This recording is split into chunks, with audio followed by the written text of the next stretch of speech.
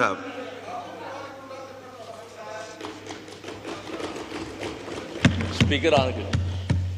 बिस्मिल्लाहिर्रहमानिर्रहीम नहमदु व नसल्ली अला रसूलिल करीम अम्मा बाद औज़ु बिल्लाहि मिनश शैतानिर रजीम अनगिनत दुरूद व सलाम नबी पाक। सबसे पहले तो मैं अपना इंट्रोड्यूस करना चाहता हूँ। ख्वाजा आसिफ साहब बहुत अच्छी तरह जानते हैं अल्लाह के फजल व करम से और नबी आखिर ज़मां की रहमत से और अपने हल्के के अवाम की अक्सरियत से अल्लाह ताला ने सही फॉर्म 45 जनवरी से मुझे इस हाउस में भेजा है और इसके गवाह ख्वाजा साहब खुद होंगे, पूरी नून लीग होगी। मैं अल्लाह के फजल करम से मुझे फ़ख्र है कि मैंने पाकिस्तान की बेहतरीन अदारे में 32 साल सर्विस की और ये भी फ़ख्र है कि मैंने दुनिया की टॉप मोस्ट इंटेलिजेंस में 7.5 साल मुल्क की खिदमत की। और मैं यहाँ शर्म व हया के बाद ये कहूँगा, ख्वाजा साहब या कोई बंदा उठ के कह दे इतने सेंसिटिव अदारों, इतने इंपॉर्टेंट अदारों पे होते हुए जहाँ करोड़ों पे पीछे बात से कि एक पैसे की करप्शन नहीं की। और मुझे फ़ख्र है और मेरा महकमा भी इस चीज़ को मानता है, लेकिन आज मुझे गिला है, मुझे शर्म आ रही है कि अल्लामा इकबाल के शहर में शर्म व हया का फुकदान है। जो रियाना डार के साथ हुआ, जो उसकी फैमिली के साथ हुआ, वो तारीख का एक स्याह बाब बन चुका है।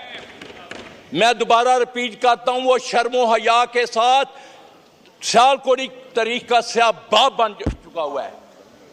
उसके बाद हमारे घरों में ख्वाजा से उठकर कह दे अजीम नूरी जैसा शीफुर नफ्स सोमो सलात का पाबंद, उसके घर रात के 2-3 बजे पुलिस दाखिल होती है, बच्चियों को बाहर निकाला जाता है और आज तक शर्म व हया के वो एक दफा मजम्मती लफ्ज नहीं कहे। जबकि मैंने ख्वाजा साहब खड़े होकर कह दें कि इनके लिए आवाज उठाई थी कि नहीं।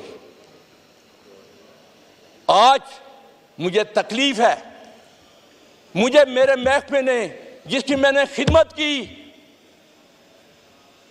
मुझे भी 5 दिन अगवा किया गया। मैं ऊपर अल्लाह के नाम लिखे हुए हैं, झूठे पे अल्लाह ने लानत भेजी हुई है। मैं जो बात कहूंगा एक सही बात करूंगा। एक दफा जब हम बरसर इक़्तिदार थे, यही ख्वाजा आसिफ रिश्तेदारी पुराने तलकात का पहाड़ जोड़ते थे। और मुझे सबसे बड़ी तकलीफ यह है कि जिस थाली में खाते हैं उसी में सुराख करते हैं।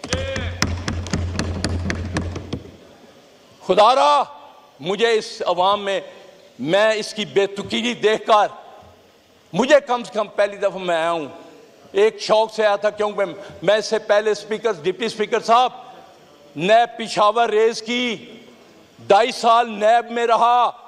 KPK के लोग यहां बैठे हुए हैं और बड़े बड़े लोगों को पकड़ा, क्योंकि मेरा ईमान है कि पानी हमेशा ऊपर से नीचे आता है, करप्शन ऊपर से शुरू होती है। मेरे सबसे बड़े पहले 3 चीफ मिनिस्टर, चीफ सेक्रेटरी साहब का, और वहां गाड़ियां चलनी बंद हो गई थी। उसके बाद कि एंटी करप्शन पंजाब को मैंने रीवैम्प किया, जिसकी तारीफ इनके MNA, अभी यहां एक वजीर साहब नहीं बैठे हुए, उन्होंने शहबाज शरीफ को जाकर कहा कि ऐसे बंदों को मत निकालो जो करप्शन के खिलाफ जिहाद कर रहे हैं। हम गुलाम नहीं हैं, हक सच बोलने वाले हैं। ये बजट पे तकरीर मैं करना चाहता हूं, लेकिन मैं आपको बताना चाहता हूं ये बजट स्वाय एक अदादो शुमार का गोरखपन के अलावा कुछ नहीं है। मैं कौन सा फील्ड लूं किसानों के साथ जो हुआ, ख्वाजा साहब ने एक दफा आवाज नहीं उठाई। मैंने इस हाउस पे कहा और आज भी कह रहा हूं, जिन लोगों ने गंदम बाहर से मंगवाई जिसकी क्वालिटी भी खाने के काबिल नहीं थी, क्यों नहीं आज तक उनको यहां खड़ा किया गया, उनके खिलाफ इंक्वायरी नहीं हुई। एक सैटी को, चंद बंदों को सजा देकर सस्पेंड करके कहते इंक्वायरी हो गई। मैं स्पीकर साहब इस हाउस में आईपीपी जो हमारी हड्डियां निचोड़ गया है, जो गरीबों का खून निचोड़ गया है, क्या स्पीकर साहब आपकी तवज्जो 2 मिनट चाहता हूं। डिप्टी स्पीकर साहब, डिप्टी स्पीकर साहब, मैं बैठ जाऊं?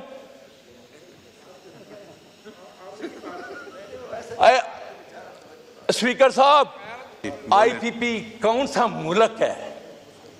उनको लाएं चेहरों के यहां वजीर जो एनर्जी है वो आकर बताए कि उसमें कौन कौन से हिस्सेदार हैं।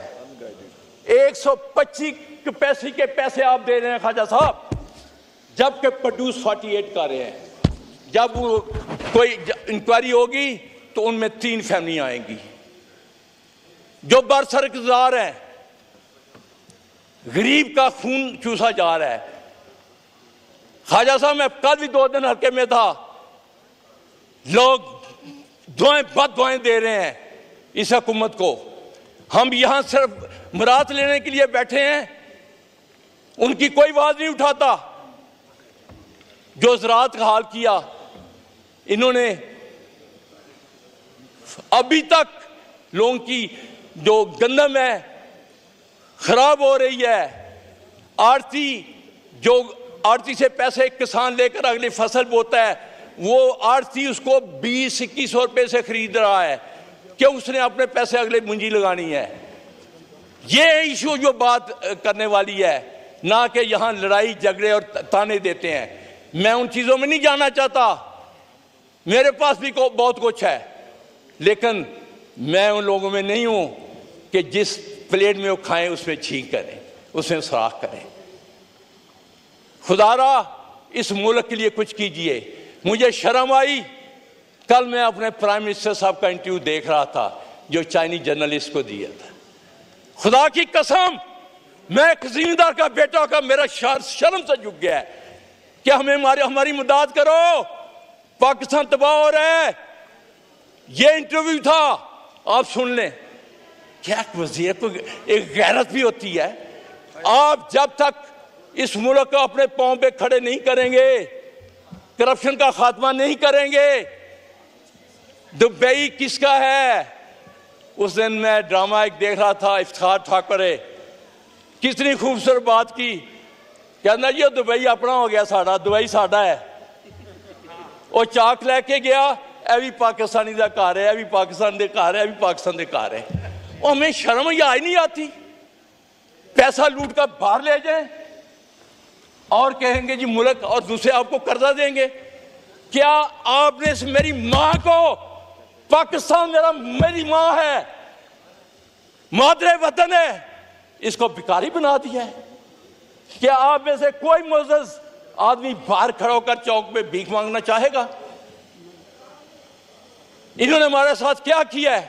वो तो 4 साल के लिए आया था, इमरान खान तो 4 से आया था। कोरोना में माइशत कहां गई? दुनिया आज भी, मैं आज को यहां लिख कर देता हूं, अगर पाकिस्तान को आगे ले जाना तो इसको बाहर का अवाम की आवाज को मत कुचलो। अवाम ने मैंडेट दिया है, खड़े होकर अपने, मैं नहीं कहता कि ये झूठे कुरान उठाएं, क्या ये जीत के आए हुए हैं?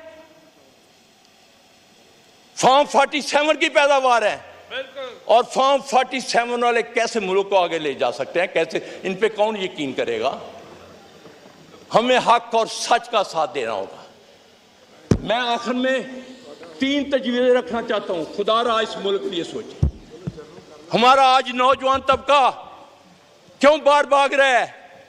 मेरे हल्के के 3 जवान यहां ईरान जाते हैं, वो अगवा होते हैं,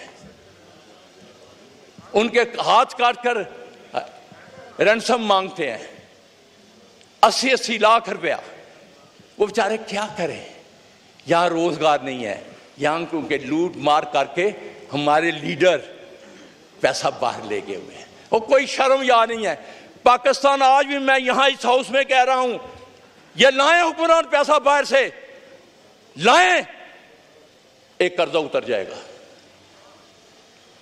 और स्पीकर साहब, जब तक हम अपना दुश्मन जिसको इंडिया कहते हैं उसके लोग लूट मार कर बाहर पैसा नहीं ले जाते, वो इलेक्शन नहीं लड़ सकते, लिख कर देना पड़ता है। हमारे लीडर फख्र महसूस करते हैं, अपना पैसा लाते नहीं है, भीख मांगते हैं दूसरों से। और कहां तक यार ये मुल्क, कोई बेकारी की भी होती है, कर्ज खा के कोई कर्ज वाला कर्ज लेकर घर चलते हैं।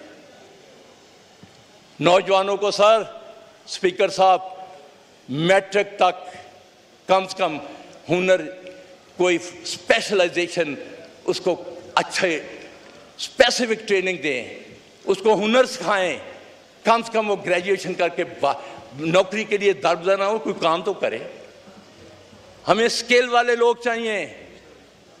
ज़राअत, मैं बचपन से सुन रहा हूं कि ज़री मुल्क है, जहां अल्लाह ने सारे सीजन रखे हुए हैं, बेहतरीन सीरियल है, होता है उस मुल्क में कैद आ सकता है, उस मुल्क में गंदम की छाट, और हमने क्या असर किया। और अभी भी शर्म याद नहीं है, जो 5 अरब रखा है वो पता किसके लिए रखा है। सुन ले, एक गुजारिश है, 1 मिनट, 10 मिनट तय हुआ था, खत्म कर, आपका 11 मिनट से ऊपर हो गया है, वाइंड अप करें। इस मुल्क को तरक्की करनी है तो नौजवान को हुनर सिखाना होगा। आईटी में मैं बजट पढ़ रहा था, एक ऐसी राह जाते 25 अरब रख दिए। ये आईटी का दौर है, हमें आईटी को तरक्की देनी होगी, उस पे लोगों को लाना होगा। और ज़राअत, जब तक आप ज़राअत को तरक्की नहीं देंगे, सही मानों में किसान को मुआवजा नहीं दे, मुल्क तरक्की नहीं कर। आखिर में एक शेर के साथ आपसे जाऊं, खुशियों का एक नगर आबाद होना चाहिए, खुशियों का एक नगर आबाद होना चाहिए, इस निज़ामे ज़र को अब बर्बाद होना चाहिए। गुमान तुमको के रास्ता खो रहे हैं, यकीन मुझे हम मंजिल खो रहे हैं। काट रहा है कि यकीन मुझको के रास्ता खो रहे हैं, काट रहा है, यकीन मुझको के मंजिल खो रहे हैं। और आखिरी एक शेर अपने किसानों के लिए, गरीब हो गया। शुक्रिया जनाब, शुक्रिया। अब औरों को मौका दें।